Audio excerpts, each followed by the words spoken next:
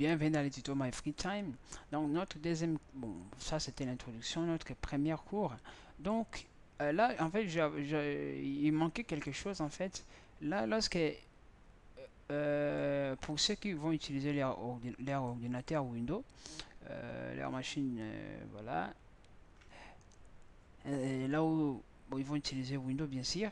Donc ils vont leur demander en fait, lorsque vous avez suivi en fait la première partie, hein, lorsque j'ai installé Ubuntu, là c'est le système Ubuntu, en fait il va vous demander le nom d'utilisateur, vous allez mettre n'importe quel nom d'utilisateur de votre ordinateur en tout cas, et après il va vous demander les mots de passe, vous allez écrire votre mot de passe, ça sera un peu invisible et vous devez les confirmer. Il viendra de ce truc là, le mot de passe fixé, installation ça c'est fort et tout ça, il va démarrer plutôt le Ubuntu. Et après, en fait, il va vous donner ces fameux terminal que je vous disais avant. Alors, quand vous pouvez voir, si je fais clear, vous voyez, ça marche très bien. Voilà. Mais le problème est que si par exemple, faisons ls, je fais comme ça. Là aussi, on voit, il nous montre en fait le bin, boot, dev, etc. Home, inis, lib, tout ça, comme on avait vu dans le vidéo de CPI. Si je mets comme ça, là, il m'affiche rien. Pourquoi? Parce qu'il n'y a rien. Supposons que je mets CD. Hein, ce commande là, on le connaît très bien. Je suis là, je vais home. Home, je vais algo. Je fais comme ça. Et là, j'affiche, il n'y a rien à l'intérieur. Donc, alors, pour avoir quelque chose, là, il faut faire make dire, par exemple, cours. On fait cours. Voilà. Là, si je fais ls, j'ai mon fichier cours qui est là. Mon dossier cours qui est là. Je peux entrer à l'intérieur des dossiers cours et créer des fichiers. Voilà. Et là, j'ai un fichier. Ouais. Donc, on voit qu'on peut travailler normalement sur Windows, hein, sur terminal Ubuntu, sur Windows. Donc, exit. Voilà. Donc, comme je vous l'avais dit aussi, ici dans les terminaux, par exemple, si vous voulez, vous ne voulez pas vraiment avoir Ubuntu sur votre ordinateur, vous pouvez coder ici sur ce programme-là qui s'appelle Visual Studio Code. Lorsque vous aurez besoin d'exécuter votre script, en fait, vous allez juste devoir écrire par exemple ici Ubuntu. Donc vous allez juste appeler votre programme Ubuntu. Et lui, en fait, il va exécuter Ubuntu proprement dit. Bon, là, c'est un peu timide hein, de le faire. Mais normalement, il doit devoir le faire. Il va devoir le faire. Hein, normalement, il va le faire. Je ne sais pas comment le faire. Bon, je ne sais plus comment le faire. Mais normalement, ça marche. Ça marche. Je ne sais pas si on doit aller jusque dans là où se trouve Ubuntu. Parce que Ubuntu, là, il est installé dans notre ordinateur, mais caché très loin. Caché vraiment très loin. Je pense que je ferai un tutoriel là pour vous montrer où se trouve ces fameux projets répertoire Ubuntu. Alors pour ceux qui utilisent macOS, voilà, vous avez votre Mac. Là aussi, vous êtes bien. Vous pouvez utiliser le terminal des Mac. Là. Pour le terminal des Mac, il est où? Je vais faire console. Voilà. Là, je vais juste vous montrer avant de redémarrer. Oh non, non, ça c'est pas ces consoles là que je vais. C'est terminal, je pense. Terminal, voilà. Alors là aussi, c'est exactement, c'est vraiment comme Linux. Hein. Là, regardez les commandes ls, ça marche. Hein. Clear, ça marche. Là, je sais pas si ça va marcher. Là aussi, on voit ça marche, même si le contenu c'est un peu différent, mais on voit qu'il y a des éléments quand même presque Linux, etc. Home, dev, bar, use, theme, sbin, private name. Donc, il y a les bins et tout ça. On voit vraiment qu'il y a des choses presque, presque comme Linux. Là, bon, même mon clavier, si ça ne marche, ça ne prend pas vraiment en compte le CD, mais bon, on voit on peut faire des choses. Voilà. Donc du coup, bon, il y a l'erreur quand même sur mon truc. Je vais juste les réexécuter. Voilà. Donc on voit qu'on peut faire des choses. Alors, partons directement dans notre premier cours. Je serai court, voilà, pour faire au moins 5 minutes, pour que ça fasse 2 minutes. Alors, premier cours, alors, commande Linux. Alors, les principales commandes, voilà, les principales commandes que je vous ai dit, que je vais vous montrer, que je vous ai montré lorsqu'on avait fait ce tutoriel là, le bash là. Je vous ai montré le main. Je vous ai montré le main. Ces commandes qui nous aident à avoir les manuels des autres commandes. Par exemple, si je fais par exemple main ici, main ls, là il me montre les manuels sur ls. Ça vient là, les manuels sur ls. Il m'explique comment je vais utiliser ls. Vous avez vu, je fais quand même des récapitulations de notre cours de CPI où on écrit main et les mots-clés. Les mots-clés, là, n et les mots-clés qu'on veut. Voilà. Alors, ça, c'était juste pour main. Je vais juste rapidement vous montrer tout ça, un peu en détail. Déjà, nous allons lire et après, je vais vous montrer en pratique.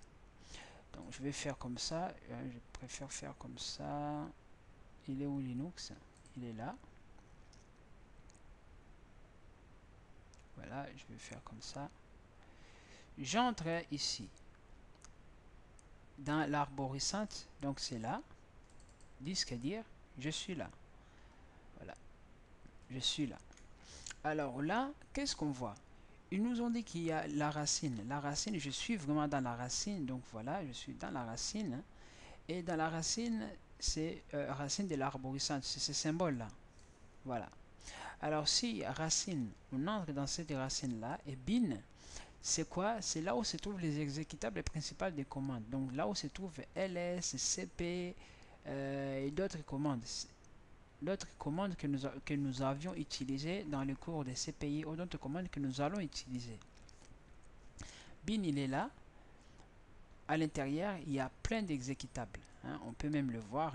Plein d'exécutables. Par exemple, sous, on l'utilise. SH, on l'utilise. RM, on l'avait utilisé. RMD, on l'avait utilisé. PS, on l'avait utilisé. PW, on l'avait utilisé. Il y a les CED qu'on va utiliser. Voilà. Vous voyez, il y a plein de commandes que nous allons utiliser et d'autres commandes qu'on a utilisées comme echo, on l'a utilisé ici. Voilà, df, les dir, on avait utilisé le chmod, le chon pour l'appartenance et l'appartenance des groupes. Donc on voit qu'il y a vraiment des cat, des cp pour copier, donc on voit des grep, voilà. On voit il y a plein de choses. Les cul, on avait utilisé aussi, les ls. Ça se trouve, ce sont des applications, donc ça se trouve dans les bin. Et on peut le voir, leur couleur, lorsqu'on exécute le terminal là, et on fait ls, comme ça, regardez, couleur vert. Cette couleur verte pour dire que c'est exécutable, pour dire qu'on peut l'exécuter. On voit que le X est toujours activé. Regarde, le droit de X ici est activé. Alors pour ceux qui ont suivi le cours, là, je réfère toujours à le CPI. Lorsque je dis le X est toujours activé, il comprend bien pourquoi le X est toujours activé, c'est les droits. Je pense qu'on en parlera un peu, juste un peu. Voilà, je passerai parce que j'ai tout expliqué. Le boot, c'est ici.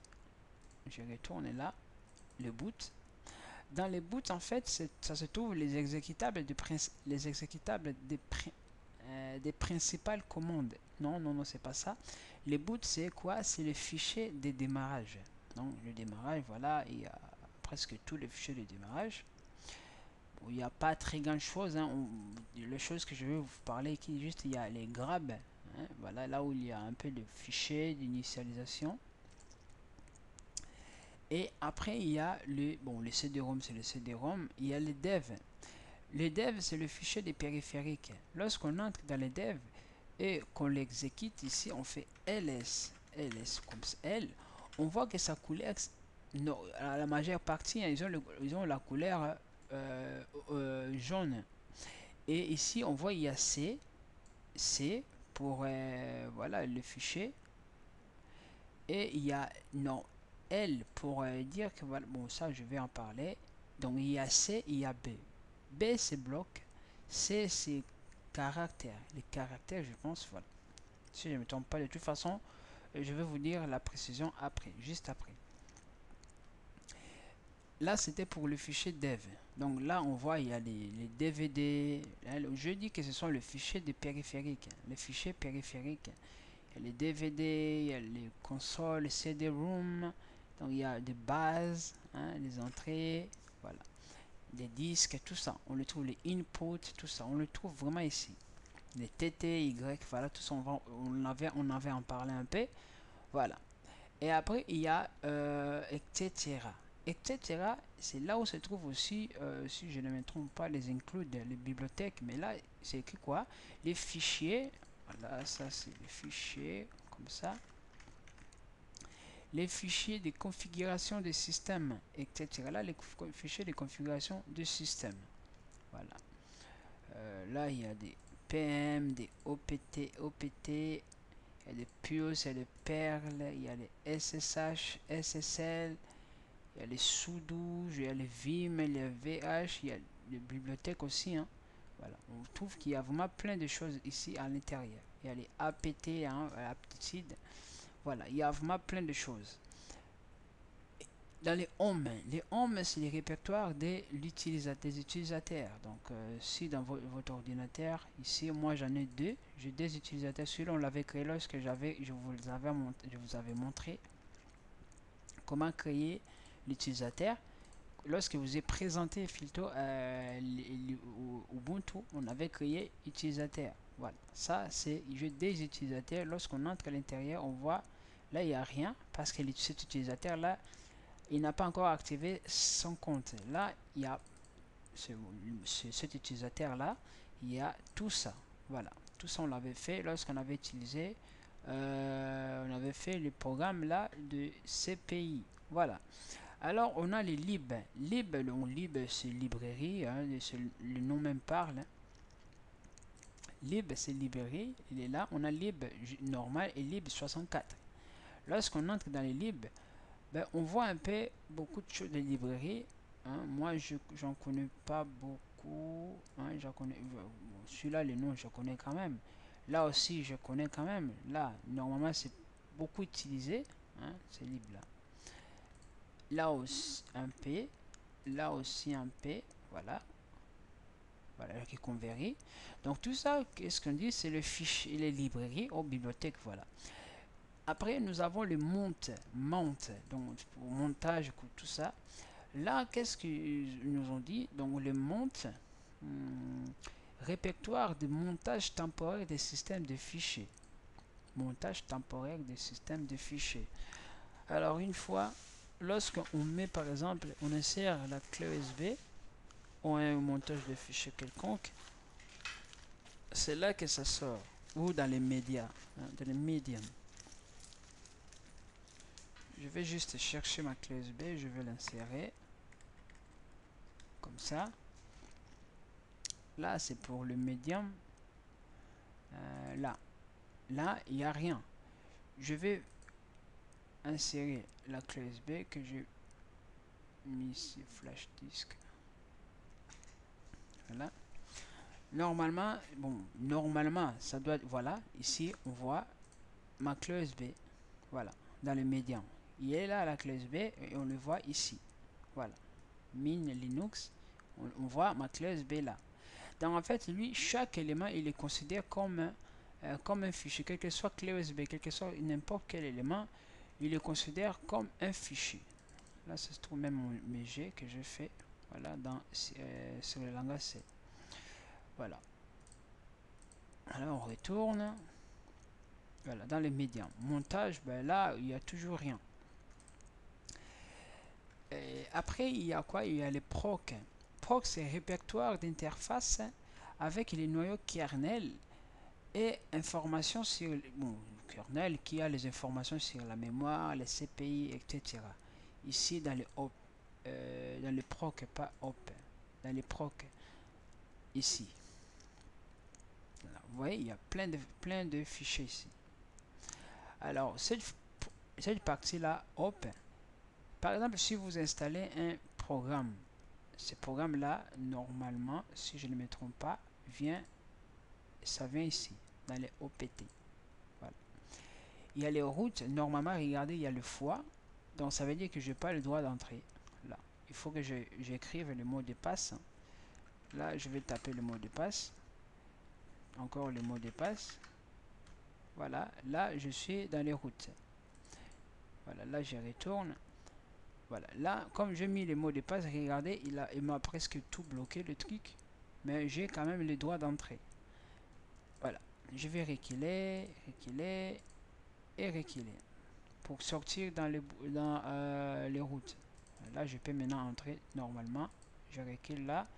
En fait je suis dans les routes, il y a des informations bloquées, hein, normalement bloqué. Si j'ai, bon là je peux même créer un dossier parce que j'ai tapé le mot de passe, mais c'est pas l'objectif.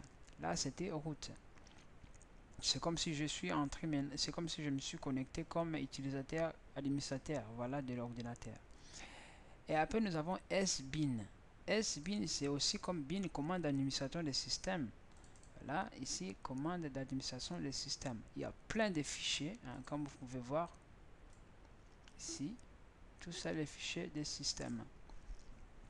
Il y a DH client, DH disque, les CHCPI, il y a des if, les catchcape, les getting alpha, il y a vraiment des informations, ls mode, lo setup, le makelf.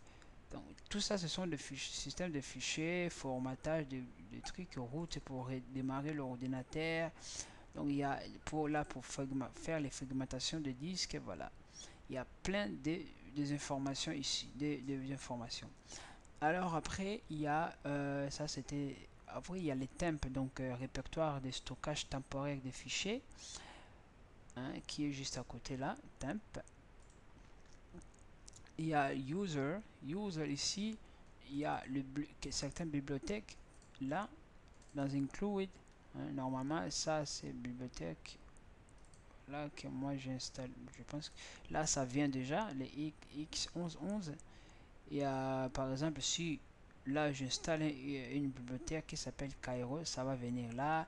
Le NQ6 normalement ça vient, ça reste normalement lorsqu'on l'installe, il vient ici, on voit les valgrind pour le débugage. Il y a plein de choses ici, hein, que je connais pas, mais bon, on trouve qu'ici il y a deux bibliothèques, voilà. User, il y a les librairies encore une fois, apt, apg, il y a les files, eject, firefox, il y a plein d'informations, certaines je ne connais pas. Et après on voit var log, toujours dans le var, hein, mais var log, et on voit dans le var on est où, et comme vous pouvez imaginer ici à l'intérieur aussi il y a les bin, il y a les sbin, il y a les local, il y a les local, il y a les lib, il y a les sources, il y a les chars, voilà. Donc on voit il y a vraiment à l'intérieur des informations des users, il y a encore quelques éléments là, bin, lib, sbin, voilà. Et dans les var maintenant, var on trouve qu'il y a, qu'est-ce qu'on dit, stockage de fichiers d'exploitation. Stockage de fichiers d'exploitation, ça se trouve ici. Et on voit lorsque dans les user il est où, dans les user là, on voit il y a user bin, c'est d'autres commandes, hein, c'est d'autres commandes là à l'intérieur ici. Et là local aussi c'est la même chose, d'autres commandes, voilà. Donc je pense que ces cours là ça commence à faire un peu trop, voilà. Alors je vous ai pour finir, hein, vous devez juste installer, vous n'êtes plutôt pas, vous n'êtes pas obligé, hein, c'est paquet la tree, c'est juste pour nous permettre d'afficher l'arbre, en fait, comme ça. Lorsqu'on fait tree comme ça, il nous affiche l'arbre comme ça. Alors pour l'installer, on fait sudo apt install, on met tree comme ça, vous allez mettre votre mot de passe et il va l'installer, voilà. Donc on se revoit dans la partie 3 de notre cours, donc à bientôt.